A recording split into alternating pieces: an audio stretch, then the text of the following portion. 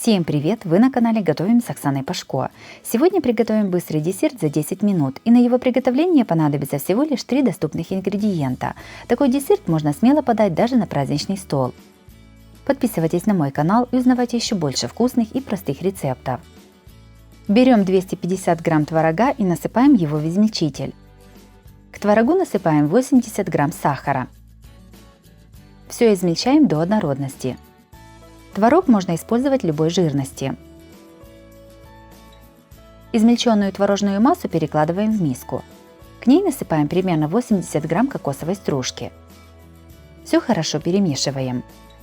Количество кокосовой стружки очень сильно зависит от влажности творога. Ее может понадобиться больше, чем указано в рецепте. Ориентируйтесь по консистенции творожно-кокосовой массы. Она должна хорошо держать форму. Приготовленную массу разделяем на две примерно одинаковые части. В одну из частей добавляем 10 грамм какао. Какао желательно просеять, чтобы не было комочков.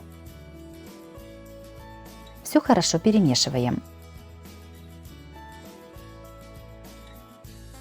Берем немного творожно-кокосовой массы и формируем из нее шарики небольшого размера. Я делаю шарики по размеру чуть меньше грецкого ореха. По весу они получаются примерно 10-13 грамм. Таким методом скатываем все шарики. Готовые шарики кладем в кокосовую стружку. Обваливаем их в стружке и выкладываем на тарелку.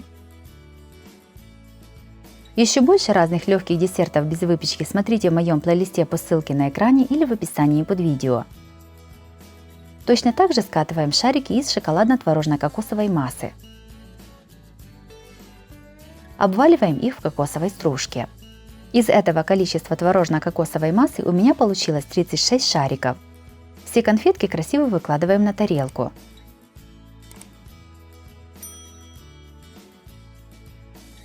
Десерт получился нежным, с приятным кокосово-сливочным вкусом.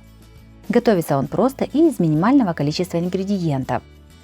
Такой десерт можно подавать сразу или приготовить заранее и хранить в холодильнике.